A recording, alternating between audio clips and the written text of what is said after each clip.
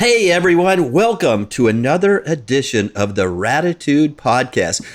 I'd like to say I'm really excited to be on this episode, but I'm not. Not because of my guest, but because I don't feel good. I feel like fluey and coldy and you ever get that?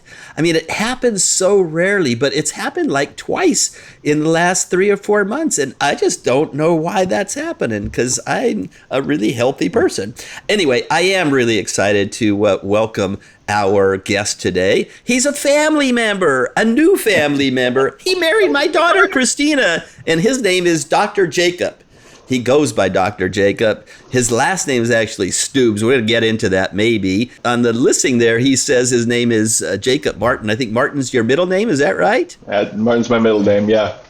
Okay. Anyway, we're going to talk to Jacob. He's an incredible human being. I remember my daughter saying to me, Dad, when she met Jacob, she goes, Dad, how come you never told me that all the guys I'd been dating until now were losers? And I said, Christina, I did, and you got really mad at me. We absolutely love Jacob. He's in Santa Barbara. He's a chiropractor. He's setting up an integrated wellness center there. And we're going to talk to him about how his brain developed, because that's how the questioning often goes here in the Ratitude Podcast is I want to know how people form their brains, like how they evolved, how they got to the place where they are living a Ratitude life. Because Jacob, he rides his motorcycle around town, and Christina's got a little scooter, and they got cars, and they live in Santa Barbara. That's where I'm going to live one day. Remember, I bought my lot there. And so anyway, I'm going to be close to Jacob. So Jacob, I'm not going to ask you what your intentions are because I know what your intentions are. And you're just like the coolest dude there is. So welcome to the Ratitude Podcast, Jacob. Privileged to be here. Thank you, Robert.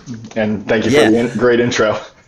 Yeah, so I think your story about how you ended up in Santa Barbara is fascinating. People end up in different places in the world where they sort of grow up their adult life. And, when you're a professional like a chiropractor, you're pretty much there for your whole life because you're developing a business. You can't really pick up and go to another community. So you're going to be there. But tell us about how you got to Santa Barbara, because as I recall, that wasn't where you were headed. No. I wanted to live on the East Coast. I'm from the Midwest originally, Wisconsin. Like any good story, I mean, the way I ended up in Santa Barbara starts with my grandmother's childhood. She grew up in Tucson, Arizona, and I heard about this magical place growing up in Wisconsin that had no snow and no mosquitoes. And I found it a little hard to believe, so I had to go check it out for myself eventually. And we went to Phoenix. And I was like, what is this place? This is a bunch of dirt and buildings. So while we were there, we went out to San Diego, and I thought, hey, this is more like it. This is the ocean. This is palm trees. This is great weather. And that's where I decided I thought I was going to set up my practice. And so I was in chiropractic school at the time, and I transferred to San Jose. The thing about San Jose to people in the Midwest is, no one in the Midwest really knows where San Jose is. And so I found out that it's up in the Bay Area. And so first chance I got once I moved out there was I was going to drive down to San Diego. And so I'm driving down in my 1997 Ford Escort, and I'm about to get to LA, and I'm thinking, I've heard LA traffic is pretty bad. I should probably pull over and check my map so I don't have to detour too bad. And I started my car from that, and my engine blew up. And that was here in Santa Barbara. And so I spent a week trying to get, my car fixed. I found out I can't get it fixed. So I have to sell my car to someone. I have to figure out how to get home. And that took me 6 days. In that 6 days, I had a great time. And I thought, hey, if I can, live here out of my car and have a good time, this might be a good place to build a life. And you're right. As a chiropractor, you really have to put down roots and create a community. And that's what we're doing here. Yeah, so it's fascinating. I love that story because it's just so true. People end up in places sometimes because they don't know why. So like I'm in Naples, Florida right now. the story of how I got to Naples, Florida is kind of crazy too, because I'm not a Floridian. I'm not an East Coaster. I'm a West Coast dude. And yet here I am in Naples, Florida. I'm not going to go in this story because this is about you. But you also are a brilliant guy. And tell us a little bit about your mind. Like, where'd you go to school? It's one of those kind of good schools. You're undergraduate. Yeah, so I graduated high school as valedictorian, and I got good ACT scores, and so Perfect. I got 34 out of 36. Okay. I just looked into all the great places. I thought I was going to go to Yale, and I realized I didn't want to spend winters in Connecticut, and so I found this great school in the South called Duke, and I applied there, and I got in, and they gave me a great financial package, and so I was fortunate enough and blessed enough to spend 4 years at Duke before I went to chiropractic school. Yeah, and did you go to basketball games back then? I went to basketball games. I got the pictures with my face all painted up, and oh wow, it was fun. Yeah, I got to get a picture of that. It's a fun time, yeah. And now their football team's doing pretty good. They had lost. They hadn't lost a game, or they hadn't won a game in 3 years right when I started there. So it's been great to watch that turnaround. Yeah. Yeah, and it is. So tell us about your business, though. You started out as chiropractor, and then you got this other thing going on. What's your idea of what you want to create, Jacob? Sure. Yeah, I've been practicing chiropractic in Santa Barbara now for 11 years now. I've been a chiropractor for 14. And what I was finding was there was poor communication and just nobody wanted to work together. Everybody was just very insular. Chiropractors and then the entire medical machine in Santa Barbara was just very walled off. And I would call people, other doctors, to try to co-manage my patients. And they would just blow me off. I'd get doctors saying, I'd send people to a doctor, say, hey, I think you need to get this checked out. And they would say, oh, don't see your chiropractor anymore, which that's not good either. And so what I looked into is something that I've wanted to do since I've wanted to be a chiropractor is something called an integrated practice, where you have practitioners of all different licenses, all under one roof, working together, all for the good of the patient.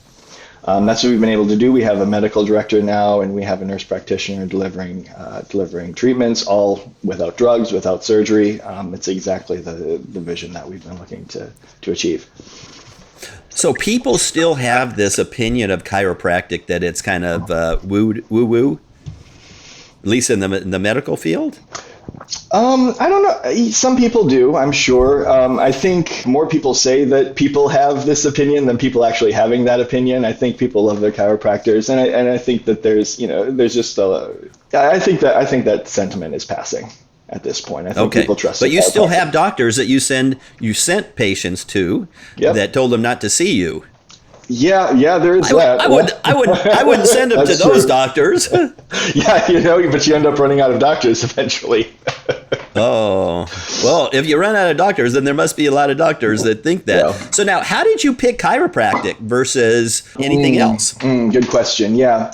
Well, if I wanted to make a lot of money, I could have gone into something like investment banking or financial sector or something like that. And, to do something that, uses the mind, that I could have been like a medical doctor, but I wanted to, what's your purpose? What's your heart of service? And so how do you want to serve in this world? And chiropractic, I experienced that at 10 years old, and it helped me and my family tremendously. And I found out that it's not just a cerebral mental practice. It's also philosophical, and there's also an art to it, and all three of those things working together. And so, what happened at 10 years old? At 10 years old, so what happened was my sister actually had ear infections growing up. So Mindy is 3 years younger than I am.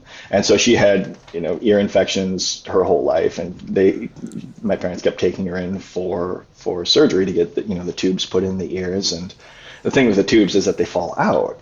And so she kept having me go in, and I'm like, at this point, I'm like, 5, 6, 7 years old, and I'm thinking, that doesn't sound like a great idea to me. And so what happened was my dad was a sign maker, and he had a job with a chiropractor, and my sister came up, and the chiropractor said, well, bring her in, I'll check her out. And she got one adjustment right here under her skull, and she never had an ear infection again, never needed surgery again. In fact, I think she was scheduled for another surgery, and they canceled it. And so that's when the rest of us came in, and I'm 6'3", and so I was tall. I'm tall now. I was tall then, and so I had a slouch that was pretty bad because I wanted to talk to my friends, and I didn't know how to stand up straight, and so that made a huge difference for me. Made a huge difference for the rest of my family. On top of that, once I started getting adjusted, I saw a huge turnaround in my life. I went from being a C student to being an A student, from being a poor athlete to playing on the school basketball team. So it really made a big difference for us. And I decided very soon after that's what I wanted to do with my life. That's really amazing. How does that work from a science perspective, that you went from C student to A student, that you went from a non-athlete to a great athlete, that you went and you could stand up tall? How does that scientifically work? It's not. There's a lot that we don't know about the brain, but what we think is it's the brain body connection, right? It's has to do with energy. It has to do with if your head is going forward, using a ton of energy just to hold your head up. There's a Nobel Prize winning scientist, last name is Sperry, who talked about just the energy required to run your brain and relating to that of your body. And so if you have to use more energy to move your body, to hold your body up, there's less basically processing power in your brain. Okay. So what you're saying is that when you make an adjustment, when a chiropractor makes adjustments, there is something that happens in the brain, even though, like with your sister who had the ear infections, you made an adjustment here, or the chiropractor made an adjustment here, and it impacts the brain up here? There's millions of messages being sent back and forth between your brain and your body every second. And so if we're able to normalize those, if we're able to take the stress out of those, your brain has a lot more energy to work. And not just for mental processing, but to make your heart work better, to make your liver work better, to make your intestines work better. That's why a lot of times when we adjust, a lot of other things in the body start working better. And I think going back to, people think it's who, people might think it's hooey, or other doctors might think it's hooey. It's because we say, when we adjust, the rest of your body does better, and they don't see how that connection is made. In your classes, in your schooling, did they explain how that works? The neuroscience behind it? It's been a long time since I was in school, Robert. I think so. A lot of it is something that came out later, and it's also why there's a philosophical component to it, just because for chiropractic's been around for 130 years now. And that's all. That's all. But a lot of these processes weren't well understood until very recently. So we kind of had to create a philosophical platform for it as well. Wow, that's fascinating. So you should go to the chiropractor all the time. Like, how often should people be going? It depends. I see my patients for maintenance maybe every 2 weeks to 2 months. That's all? Yeah, that's for maintenance. Once we've created some kind of correction, some kind of change, fixed and stabilized what's going on. I see my patients for maintenance. It's like going to the dentist every 6 months. You're going to the chiropractor every 2 weeks to 2 months. Yeah, but if I could get smarter, if I could get taller, if I could get my youth sports legs back, I would go every day. Maybe there's a diminishing returns to every day, but there's benefits to going every week, sure. Okay. All right. I know you do see your chiropractor as well, too. What's that? I know you have your chiropractor as well, too.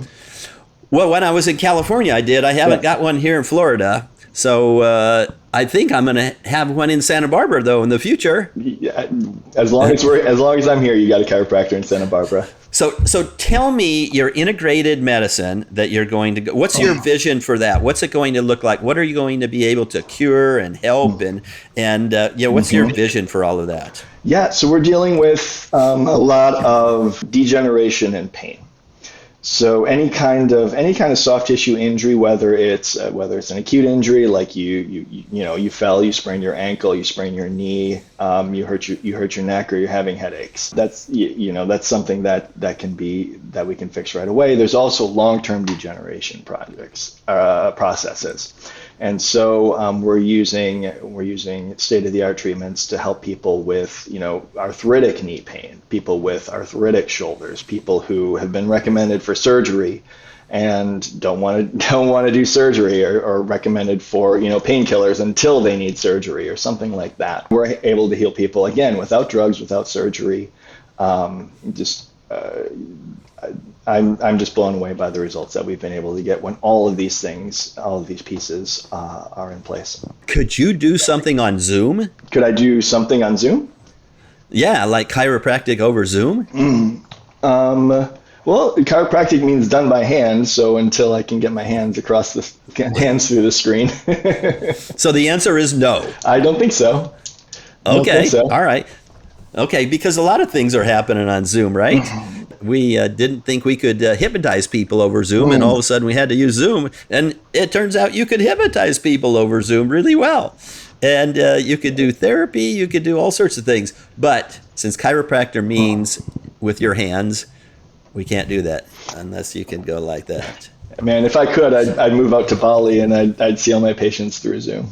Oh, there's probably a lot of people in Bali that want chiropractic too. There probably are, yeah. Is that your place? Is that where you want to go? Maybe to travel there, sure.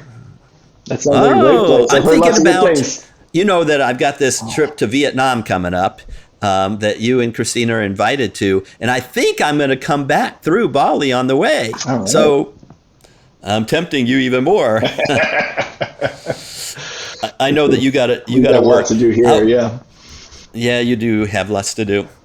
So what are you going to be doing here in the next 5 years in your practice? In the next 5 years, we're looking to, first of all, build out the staff. Right now, we're kind of on a skeleton crew. We're working really hard to build up the clientele, just because there's just been a big shift in the services that we're offering. We're also looking to bring on other service providers. So we would be doing. So one of the things we're doing is physiotherapy. So just to kind of diversify what we're doing, and then eventually we will be opening up a second and third practice wherever the opportunity happens to be. Bali? Inner Strength West in Bali. Okay, it's interesting. You talked about sort of the business model. Where did you get your business sense? Like, how are you forming your ideas on what you're going to create as a business? That's a good question. It's been hard for me to find mentors, just because I'm operating in a space that's very small. Just because trying to find someone who knows a lot about this is hard to come by, and the people that do are very busy with their own practices. So I did read a lot of your basic business books throughout school. I spent a lot of time doing that, probably when I should have been studying harder, trying to figure out how to the ins and outs of running a business. Yeah. Okay. And recently you hired a consultant to help you with your business. How did that go? And how did you make the decision to enlist them? Well, so what happened is there is this integration model. Again, the business space is very small. And and I've been looking into this doing this seriously for about 5 years. And so I researched all of the players, and I found out that one had basically bought out all of the others. And so it looked like I had to go with them. When you have a monopoly, they can charge whatever they want. And we're finding out that we have to do a lot of the work ourselves. So they're consultants. They're consultants, yeah. And you thought that they were going to do some of the work for you? I'm finding out that their consulting has not been as helpful as we had hoped. So what is the lesson learned for the future for you? Basically, I mean, I could have figured out how to do all of this on my own. And just I think having, sometimes we don't have as much faith in ourselves as we give ourselves credit for.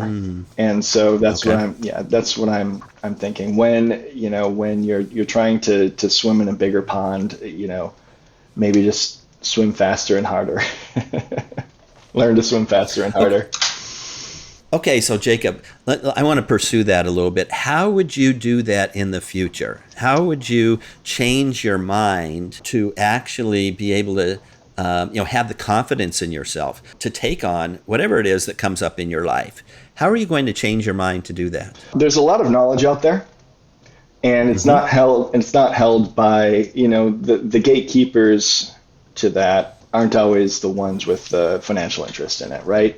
There's a lot of people that are out there willing to help. A good friend of mine, Terry Schroeder, he's a chiropractor. He's like an incredible person. I think we figured out that we played Pee Wee League and Midget League baseball in Santa Barbara when we were young, because my parents, the couple, they escaped from Hungary, they settled in Santa Barbara, and my parents settled in Las Vegas. So we went back and forth. And once I got old enough, we used to come and spend half the summer in Santa Barbara. And then in the middle of the summer, they would come over to Las Vegas. We'd spend the second half of the summer in Las Vegas. But I played Pee Wee League there. Wow. And Terry Schroeder and I think that we played Pee Wee League together.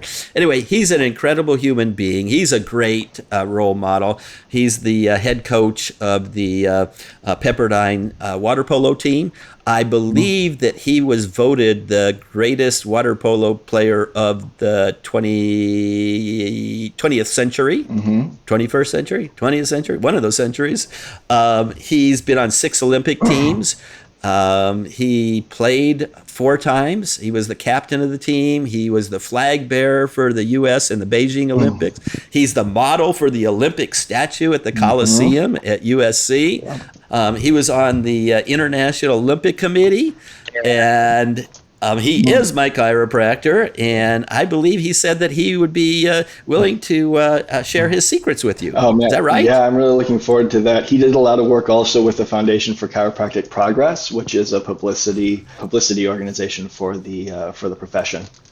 And then wow. Yeah. So he's done a lot. So what do you need to do to get publicity for your chiropractic? We're working on that right now. Yeah, Christina and I are working really hard at finding a way to just get the message out, because I think that if people know what we do, they'll do exactly what we do.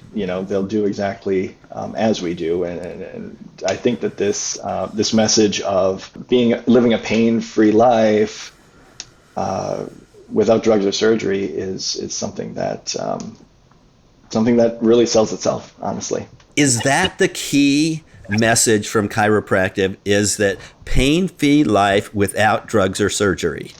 Is that it? That's the message for our integrated practice, yeah. Okay. Yeah. All right. So for our audience out there, a lot of people mostly probably don't live in Santa Barbara, but they need to go find an integrated medicine place wherever they're located at. It sounds like. Would that be true? I think when you have holistic practitioners working together with modern medicine, that's the way of the future. Absolutely. Okay. And your future is bright, isn't it? Son-in-law. I think so with my new rad family. And you have some cats too. We got three little cats, yeah. How did you guys name these cats? I think it's fascinating. So what are their names, and how? I know how well. One of them you weren't involved with, but the other 2 you were involved with. So Christina brought a cat all the way from Boulder, Colorado to Santa Barbara to Southern California. I think her name was Michelle at the shelter, so she named her Michelle Obama. And then we brought on we found out that Michelle, didn't have anyone to play with, so we brought on a new little kitten. His name is Pablo Picasso. And then Michelle and Pablo didn't get along, so now we have a new baby kitten that doesn't have anyone to play with. So we brought in a new little. So we had to get, of course, another little kitten. Her name is Ruth Bader Ginsburg, or Ruthie. Okay. And we just had your wedding reception in October, and you had some drinks. It was amazing. Made in their honor. That's right. Yeah. Yeah, I used to work as a bartender in college, so I was able to put those together. And of course, we named them. And what were they? Cats. Oh, you got me. I think... they were they're just named after the cats. One was dark and stormy with a float of pineapple juice or something like that, and White Russian and different stuff. Yeah. Okay, and I hear, I shouldn't say I hear, but you are an amazing karaoke dude too. We've gotten the pleasure to see you twice perform in Puerto Vallarta this Thanksgiving and Thanksgiving two times ago.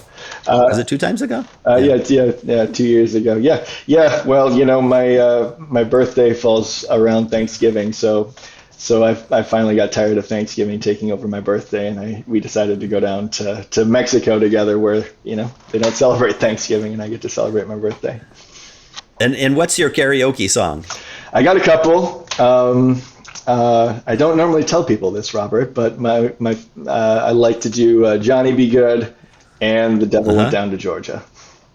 Okay, can you sing a few bars of either one? Right now? Right now. All right, just for you and your wonderful listeners. The devil opened up his case and he said, "I'll start this show," and fire flew from his fingertips as he rosined up his bow. And he pulled the bow across the strings and a mighty evil hiss, and a band of demons joined in, and it sounded something like this. Yeah, right? And I got to tell you, and Jacob, not only is he singing, he is all over the stage. He is gyrating. He is really a cool karaoke dude. I've seen this happen now. Everyone in the bar comes and says, "Hey, you are the man. You are the man." So how did you develop that? Like you're a 6'3" guy that doesn't look like he's going to be breaking out the moves. I remember 2 years ago when Christina saw you do that, she goes, "Dad, I didn't know he's going to do that." You always got to have a couple tricks up your sleeve, Exactly. But how did your mind develop to do that? Like, where'd that come from? Well, when you're doing karaoke, there's always the musical interlude where you're just kind of standing up there awkwardly, and so you got to fill it with something. And Chuck Berry had his famous duck walk, and so I just started doing the duck walk, and then it kind of developed from there, I guess. Okay, seems like kind of part of the thing is you just like to have fun. I like to have fun, man. and maybe that's what I'm getting to in this is that life is meant to be fun. It's meant to be pain-free. It's meant to be fun. It's meant to be drug-free and surgery-free and feeling really good. And when you're having fun and you're feeling great, you could live a great life. You can live a great life. And what better thing to do in life is than to help others have a great life. Exactly. So, Jacob, we're running to kind of the end of our time here. Is there any message you'd like to give our listeners here of the Ratitude podcast? If you just think about what does that mean, because it means having fun, feeling good. I don't know about the surgery thing or that other thing, but I'd never really thought about that, but that sounds cool too. So what message would you like to give to our audience while we got you here? It's always about finding your own truth and finding out what's right for you, and just follow that. Find out what happiness means to you, and hopefully you can form relationships around that as well. Okay, so everyone, did you hear that? I want you to go out there and be happy today. Even if you've got the flu, even if you've got the cold, even if you're listening to Dr. Jacob Martin Stoobs, have fun and live with Ratitude.